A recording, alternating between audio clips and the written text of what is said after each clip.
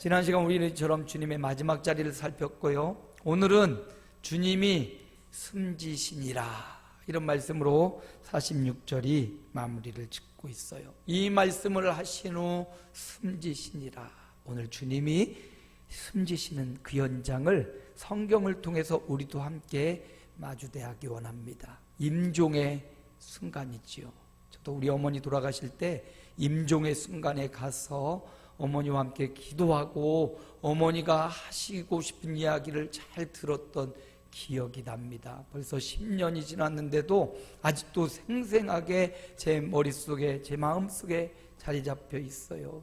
우리 어머님과 임종하시기 직전 하늘에 계신 우리 아버지여, 이름이 거룩히 여김을 받으시오며, 이렇게 주기도문을 외우시는 거예요. 그리고 전능하사 천지를 만드신 하나님 아버지를 내가 그 헐떡헐떡 꺼져가는 그 생명 마지막 자리에서 목사인 아들에게 너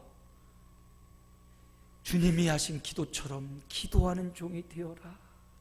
전능하사 천지를 창조하신 그 하나님을 믿는 이 신앙 고백의 삶을 너 살아라 하며 숨을 헐떡헐떡거리며 마지막까지 주기도문과 신앙 고백으로 임종의 순간을 저에게 보여주셨습니다. 여러분, 사람의 임종의 순간을 지켜보는 것, 부모님이나 중요한 사람의 임종을 지켜보는 것 참 중요합니다. 그런데 오늘 우리를 위해 이 땅에 오시고 십자가 생명을 아껴주시지 않으셨던 예수님의 임종의 순간을 오늘 본문 말씀을 통해서 우리도 지켜보고, 그 임종의 순간 어떤 일이 일어났고 우리 주님은 어떤 말씀을 남기셨는지 오늘 말씀을 통해서 교훈을 받기 원합니다.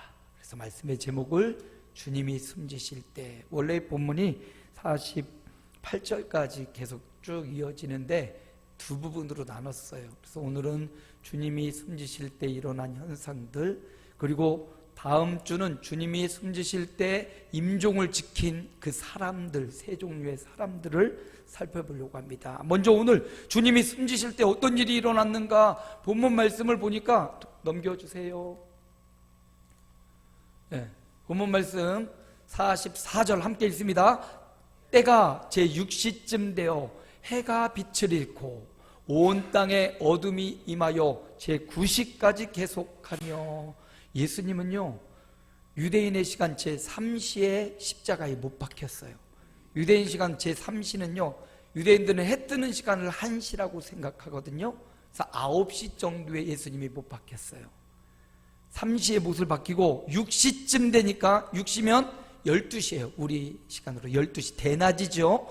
12시쯤 되어서 해가 빛을 잃었다. 그리고 온 땅에 어둠이 임하였다, 이렇게 표현하고요. 그리고 제9시까지 3시간 동안 계속되었다. 제9시는 예수님이 숨지신 시간입니다. 그래서 예수님은 3시부터 9시까지 6시간 동안 십자가에서 그 죽음의 시간을 보내셨던 겁니다. 바로 그때 어떤 일이 일어났냐, 예수님이 그 숨지시기 직전에 일어난 일을 보니까 해가 빛을 잃었다. 주님이 이제 인류의 구원자이신 예수님이 죽으실 때 해가 가장 밝을 12시, 3시, 가장 대낮인 오후에 해가 빛을 잃어버렸어요. 어떤 사람은 이거 일식 현상 아니냐, 해와 달과 지구가 일직선상에 있을 때 대낮에도 어두워지는 그런 현상이 있잖아요. 근데 이거 3시간씩 안 갑니다. 일식은 한 15분, 20분 지나면 다시 빛이 일어나요. 그래서 이건 일식과 상관없이 해가 빛을 잃고 어두워진 이 사건은 초월적이고 기적적인 하나님의 현상이다 볼 수 있어요. 차마 내 사랑하는 독생 예수 그리스도의 죽음을 볼 수 없는 하나님 아버지의 마음, 그래서 3시간 동안 온 땅에 어둠이 임했던 것입니다. 바로 이게 주님의 마음, 우리 하나님 아버지의 마음이었겠지요. 그 어두워진 대낮에 이상하고 신기한 현상을 사람들은 다 목격하고 경험했습니다. 근데 여기서 중요한 것은 해가 빛을 잃었다라는 말이에요. 왜 해가 빛을 잃었을까요? 해는 빛을 내는 게 사명이에요. 해가 없으면 생명이 살 수가 없어요. 식물도 살 수가 없습니다. 여기 국화 이렇게 사놨는데 이 주인 아주머니가 그러더라고요. 이 교회에다 이렇게 놓고 주일날은 놓고 다른 날은 바깥에다가 좀 놔주세요.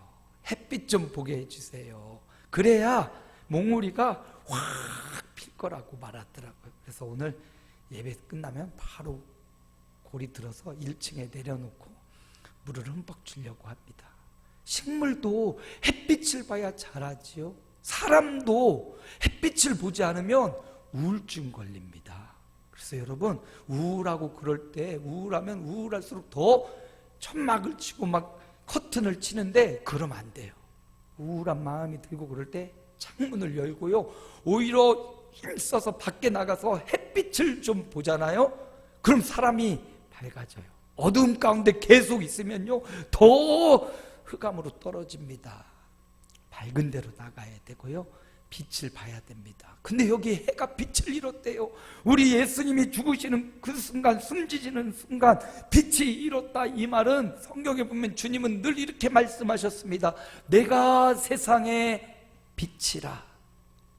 주님이 세상의 빛이에요. 근데 그 빛이 숨지심으로 죽어감으로 세상의 빛이 사라지는 것을 우리에게 보여주고 있는 겁니다. 여러분, 주님이 빛이십니다. 빛이라는 의미는 생명의 의미도 있고 치료의 의미도 있는 거예요. 우리 주님이 세상의 빛으로 우리의 마음과 심령을 비춰주시기를 소망합니다. 저와 여러분의 마음과 심령에 빛이신 주님이 빛을 비춰주고 어둠과 흑암의 세력이 떠나가고 질병의 세력이 떠나가기를 예수 이름으로 선포합니다. 주님이 빛을 비춰주시는 그곳에 어둠은 떠나가요, 흑암도 떠나갑니다. 그러므로 해가 빛을 잃었다, 주님의 숨지시는 순간을 보면서 우리는 마음에 다짐하기를, 빛이신 주님, 그 빛이 이 빛을 잃어버린 것이 아니라 그 생명의 빛, 능력의 빛을 나에게 비춰 주옵소서.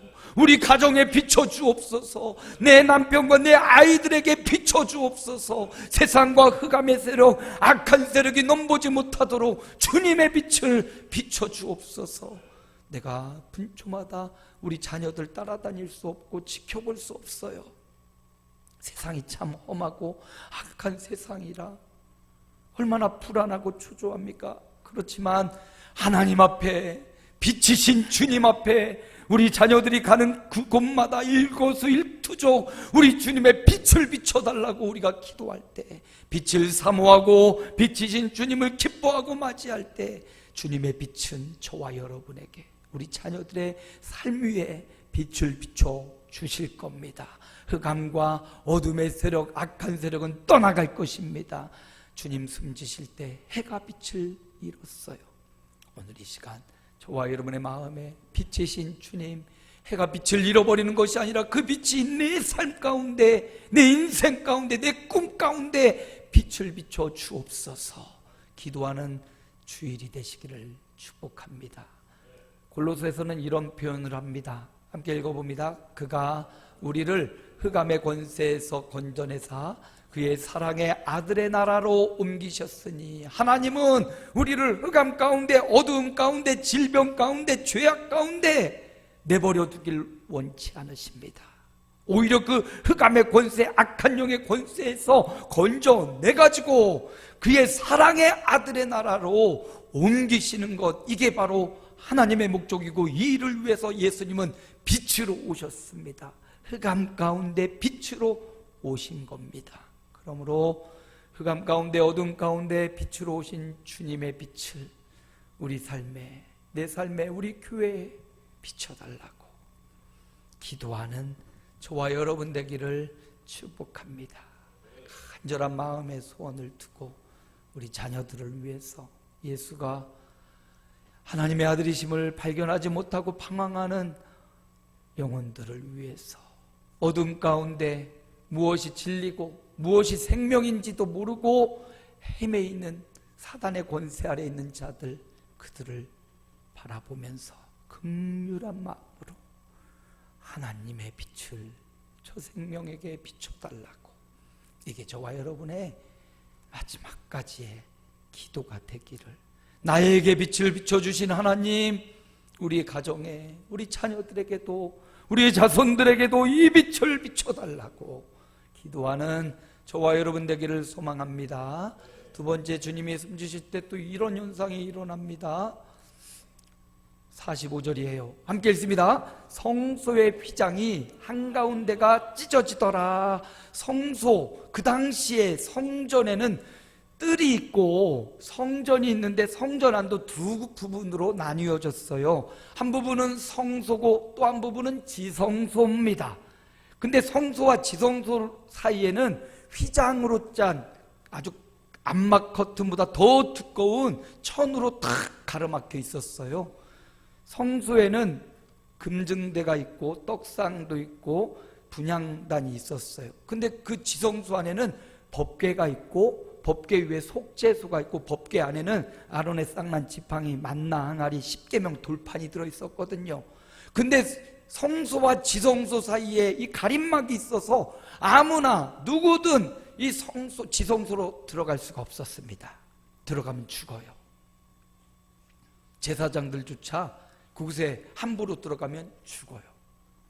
언제 들어갈 수 있냐? 1년에 단 한 번 대속죄일에 대제사장이 온 백성들의 죄를 가지고 회개하러 그 지성소로 나아가 그곳에 어린 양의 피를 뿌리고 우리의 죄를 사하여 주옵소서. 1년에 한 번 지성소로 나아가 하나님의 은혜를 입고 용서의 대속의 은총을 받는 장소가 지성소입니다. 근데 바로 이 성소와 지성소를 가로막고 있던 이 휘장이 예수님이 숨지실 때 한가운데가 찢어져 버렸어요. 이 천을 짜기 위해 엄청 공규한 재능가들이 이걸 짜서 가렸거든요. 깜깜한 암막을 처리했거든요. 그게 한가운데가 쭉 찢어졌다라는 의미입니다. 이건 사람이 가위로 칼로 찢은 게 아니라 하나님께서 찢으셨다라는 의미이고, 이게 찢어졌다는 의미는 성소와 지성소의 구별이 사라졌다, 이런 의미로 표현됩니다. 이제 예수님의 숨지심을 통하여 하나님과 우리 사이에 막혀져 있던 담이 찢어지고 벗겨지고 열렸다, 이걸 우리에게 가르쳐주는 겁니다. 그러므로 이제 모든 성도는, 제사장뿐만 아니라 모든 하나님의 백성은 예수 그리스도의 이름을 힘입어 지성소, 아무도 범접할 수 없었던 그 장소에 예수의 이름을 통하여 언제든 누구든 담대히 나아갈 수 있는 용기와 담력을 얻게 된 것입니다. 히브리 기자는 이걸 이렇게 표현했어요. 4장 16절 함께 읽습니다. 그러므로 우리는 긍휼하심을 받고 때를 따라 돕는 은혜를 얻기 위하여 은혜의 보좌 앞에 담대히 나아갈 것이니라. 성도들은 은혜를 좋아합니다. 하나님 은혜 주십시오. 내 삶에 은혜를 베풀어 주십시오. 우리 자녀에게 은혜를 베풀어 주십시오. 은혜 받기 원해서 부흥회도 다니고 기도하러 기도원도 가고 은혜 받으려고 새벽에도 저녁에도 우리가 기도하는 것 아닙니까? 근데 여러분, 은혜 주십시오 하고 이제는 기다릴 이유가 없어요. 기다리지만 말고 오늘 말씀해 보니까 은혜의 보좌 앞에 뭐 하라고요? 담대히 나아갈 것이니라. 나아가기만 하면 담대히 예수 그리스도의 이름을 힘입어 하나님 앞으로 나아가서 그곳에서 은혜의 보좌 앞에 예배하는 백성에게 하나님이 은혜 베풀어 주겠다. 오늘 하나님 앞에 예비하러 은혜의 보좌 앞에 나온 저와 여러분에게 하나님이 하늘문을 여시고 신령한 은혜와 기름진 은혜를 나뉘어 주심을 믿습니다. 그러므로 여러분, 예배 나오는 것 자체가 어디로 나오는 거라고요? 은혜로 나오는 거예요. 아유, 나는 예배 나왔는데 뭔 은혜가 없어. 아니요, 예배하는 것 자체가 은혜라고요. 여러분이 이 자리에 나와서 하나님 앞에 함께 찬양하고 하나님 앞에 엎드리고 그 말씀을 듣고 이것 자체가 은혜라는 사실을 잊지 마시기 바랍니다. 내 마음이 막 설레고 뜨거워지고 막 두근두근해지고 그것만이 은혜가 아니에요. 오늘 이 자리에서 함께 드리는 예배 자체가 은혜라는 사실. 그러므로 은혜 주십시오 기도하고만 있지 말고 예배의 자리로 나아오십시오. 담대히 예수 이름으로 나아오십시오. 바로 이 자리가 하나님의 은혜를 받는 자리고, 이 자리가 생명을 받는 자리고, 이 자리가 축복을 받는 자리임을 믿습니다. 다른 곳에 가서 오늘 우리 성시교독할 때 봤잖아요.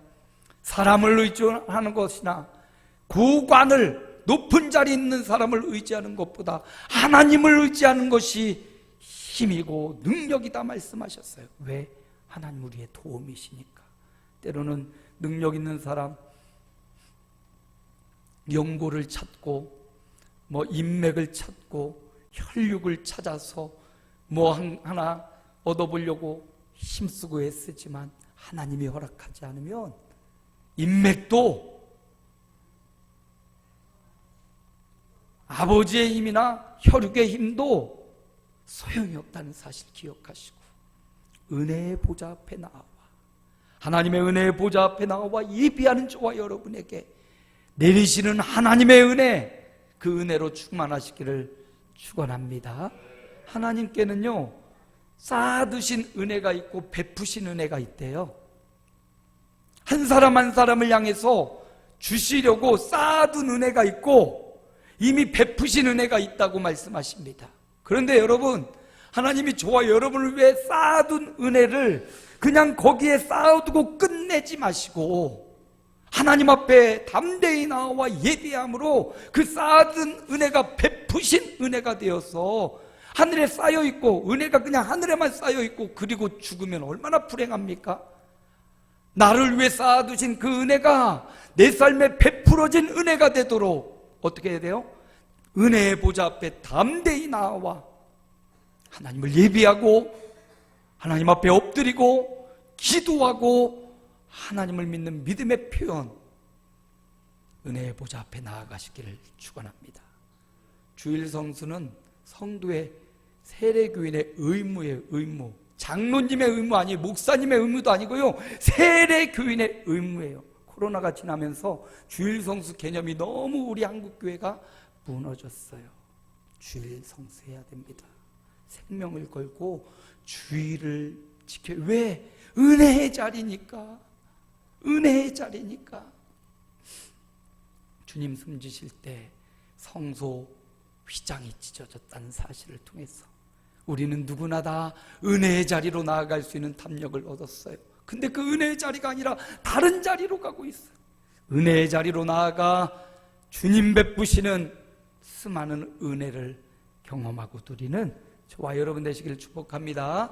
마지막으로 주님 숨지실 때 주님 입술에 우리의 눈을 가져가기 원합니다. 주님 입술을 바라봅니다. 우리 34절이에요. 함께 읽습니다. 이에 예수께서 이르시되 아버지 저들을 사하여 주옵소서. 자기들이 하는 것을 알지 못함이니이다. 십자가에 매달리신 예수님의 입술을 바라보십시오. 그 입술에서 7마디 말씀이 순간순간 터져나와요. 그래서 그거를 가상칠언이다. 십자가에 매달리신 예수님이 하신 7마디 말, 뭐라고요? 가상칠언. 7가지 말이, 이게 첫 번째 말씀이에요. 아버지 저들을 사하여 주옵소서. 이게 첫 번째 말씀이었습니다. 그리고 두 번째 말씀을 보니까 진실로 오늘 내가 나와 함께 낙원에 있으리라. 옆에 있는 강도에게 두 번째 말씀을 하셨어요. 세 번째 말씀은 어머니 마리아를 보면서 여자여 아들이니이다. 아들아 어머니라 하면서 마리아를 부탁하는 내용이 세 번째 말이었고, 네 번째는 엘리 엘리 라마 사박다니, 아버지 하나님 어찌하여 나를 버리시나이까, 아버지를 부르고 있고요. 다섯 번째는 내가 목마르다, 생명을 구원하기 위한 목마름을 말씀하셨고, 여섯 번째 내가 다 이루었다, 십자가에서 온전히 사람을 살리고 생명을 살리는 십자가의 사명을 다 이루었다, 여섯 번째 말이었고, 일곱 번째 말은 오늘 본문이네요. 46절 함께 읽습니다. 예수께서 큰 소리로 불러 이르시되 아버지 내 영혼을 아버지 손에 부탁하나이다 하고 이 말씀을 하신 후 숨지시니라. 주님의 임종의 장면, 주님이 임종하실 때 말씀, 우리 마음에 새겨야겠죠. 주님이 임종하실 때 아버지, 내 영혼을 아버지 손에 부탁하나이다. 하나님 아버지를 간절함으로 찾고 있어요. 숨이 껄떡껄떡. 그 십자가의 고통의 마지막 한마디가 아버지, 내 영혼을 아버지 손에 부탁하나이다 하고 아버지의 이름을 간절히 찾고 있는 주님의 모습, 이 모습을 보이시면서 성경을 통해서 그 임종의 모습을 보이면서 우리에게도 너도 너의 삶에서 아버지를 찾는 삶을 살아라. 창조주 하나님, 구원자 예수 그리스도, 보혜사 성령님 하나님을 찾는 삶을 살라고. 아버지 이렇게 부르는 부름에는요 굉장히 많은 의미가 담겨 있지요. 저와 여러분의 삶에서 그냥 육신의 아버지를 찾는 게 아니라 창조주이신 하나님을 찾는 아버지, 때로는 이게 탄식일 수 있고, 때로는 이게 고통일 수 있고, 때로는 이게 기도일 수 있고 간구일 수도 있는 아버지의 이름을 찾는 모습, 이게 주님의 마지막 운명의 모습이었습니다. 오늘 저와 여러분도 우리의 삶의 현장에 어려움도 있고 고난도 있고 고통도 있어요. 쉽지 않은 문제에 만나기도 합니다. 바로 그때마다 아버지 하고 아버지의 이름을 불러서 주님의 도우심을 얻고 주님의 은혜를 입는 저와 여러분의 삶이 되기를 원합니다. 신앙생활도 혼자 신앙생활하면 참 편할 것 같은데 하나님이 혼자만 따로 신앙생활하지 말고 교회 공동체 안에서 신앙생활을 하라고 해요. 그러다 보니 교회 안에 여러 가지 일들도 있고 말들도 돌고 여러 가지 어려움들도 관계 속에서 일어날 수 있어요. 그때마다 여러분 사람 앞에 가서 주저리 늘어놓지 말고 오히려 주님의 마지막 입술처럼 아버지 이렇게 아버지를 찾으시기 바랍니다. 오늘 느헤미야라는 사람, 요즘 새벽에 느헤미야 보거든요. 얼마나 은혜로운지 몰라요. 느헤미야는 기도로 시작하고 기도로 진행하고 기도로 마무리해요. 성벽을 중수하면서 얼마나 큰 어려움들이 오는지 모릅니다. 하나님의 거룩한 일을 할 때는요 반드시 방해가 있어요. 반드시 고난도 옵니다. 근데 느헤미야가 그 수많은 반대, 수많은 사람들, 외부의 적, 내부의 적, 개인적인 공격, 이 수없이 어려운 그 어려움 가운데 느헤미야를 계속 살펴보면 그는 기도하는 사람이에요. 아버지 이름을 불러요. 네 아버지 하나님, 저들을 기억하옵소서, 저들의 악함을 잊지 마옵소서 그러고요, 억울하고 막 그럴 때 아버지 하나님 내 손을 강하게 하옵소서, 아버지 하나님을 계속해서 부르는 느헤미야. 기필코 50일 만에 성벽을 완공하고 봉헌식을 드려요. 기필코 믿음의 삶을 보여주고 맙니다. 오늘 저와 여러분도 힘들고 어려울 수 있어요. 신앙생활 이렇게 막 편안하고 룰루랄라 하는 사람 별로 신앙의 깊이가 없어요. 그런데 어려움과 고난 가운데 정금이 만들어지는 것처럼 어렵고 힘들지만 아버지의 이름을 찾으면서 묵묵히 신앙의 길을 갈 때 하나님이 우리의 신음소리에 귀를 기울이시고 응답해 주시고 길을 열어주시고 생명과 능력의 역사로 함께해 주실 것입니다. 말씀을 마무리합니다. 주님 숨지시는 그 임종의 현장을 보면서 우리가 깨달아야 될 것이 있는데, 빛이신 주님을 사랑하는 거예요. 빛이신 주님, 내 삶에 빛을 비춰달라는 것이고요. 두 번째, 은혜의 보좌 앞으로 예수 이름으로 예배의 자리에 담대히 나아가 예비하여 은혜를 받아야 된다는 것이고요. 마지막, 아버지 손에 부탁했던 것처럼 아버지의 이름을 부르고 아버지께 부탁하고 아버지의 힘을 의지할 수 있는 이런 삶을 우리 주님이 숨지시면서 보여주셨습니다. 우리도 이런 삶을 살아가기로, 빛이신 주님, 내 인생에 우리 가정, 우리 자녀들에게 빛을 비춰 주옵소서. 우리 교회에 빛을 비춰 주옵소서. 우리 교회가 하나님의 은혜의 보좌로 나아가는 예배 중심의 교회가 되게 하옵소서. 아버지 이렇게 아버지의 이름을 부르는 우리 아름다운 교회 온 성도들 한 주간 생애가 되시기를 주 예수님의 이름으로 축복드립니다.